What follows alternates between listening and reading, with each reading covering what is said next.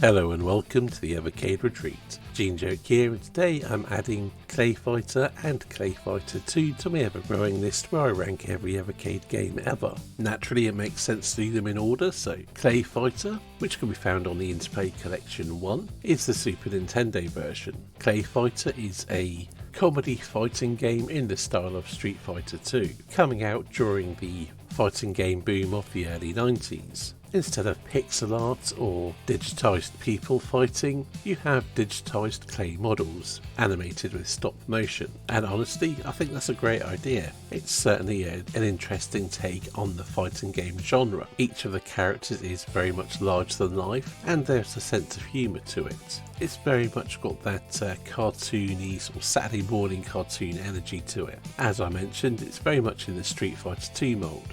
It uses 6 buttons, with separate buttons for light, medium and strong punches and kicks.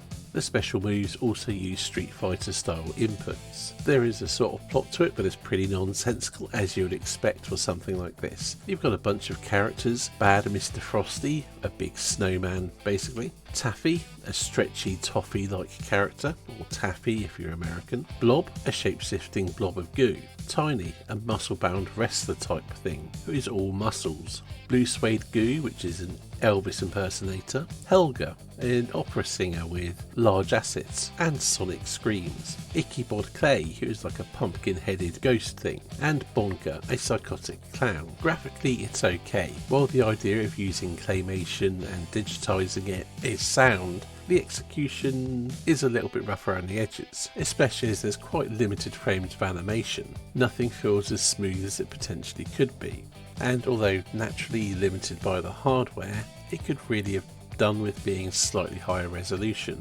On the sound front, well, the main sound effects are passable at best. The music is, I suppose it's well enough done, but it's not really very exciting or impactful for a fighting game, but it is suitably quirky, I suppose. On the gameplay front, things aren't that great. The controls feel a little bit sluggish and unresponsive. I found myself pulling off special moves when I didn't intend to, and the game just generally doesn't feel that good to play. They copied Street Fighter, they knew what they were going for, but they didn't pull it off. I'd say the characters are very unbalanced as well, with some attacks from certain characters being rather ineffective due to the models, as in the clay models that they made to animate. So overall, as far as games go, I think it's a good idea, marred by sloppy execution. To place it on my overall ranking list of every Evercade game, I would have to put it above Diver Boy but below Foxyland, which naturally brings us to Clay Fighter 2, Judgment Clay.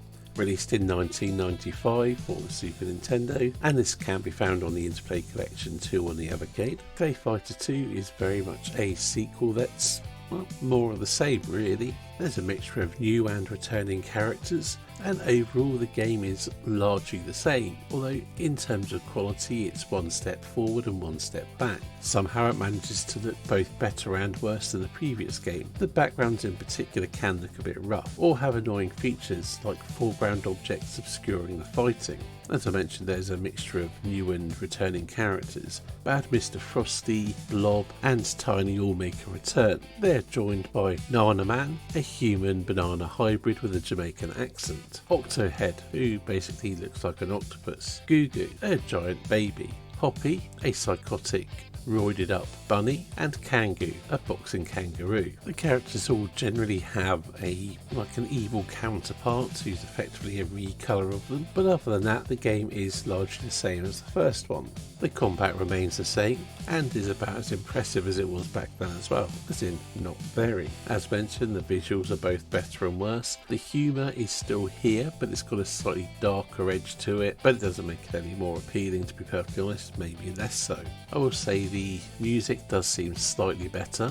All in all, it's an okay sequel to a game that was merely okay at best, and really I think comes off a little bit worse than the original, but only slightly. So placing it on my ranking list, I would have to put it above Diver Boy but below the first game. So what do you think? Do you like Clay Fighter more than I do. I mean, I did have some fun with it back in the day, but that was primarily just playing it with friends and family. It was never a serious contender to Street Fighter or even Mortal Kombat, but there's definitely worse fighting games out there, and we have some on the Evercade. Anyway, that's it for this video. Thank you for watching, and I'll see you in the next one.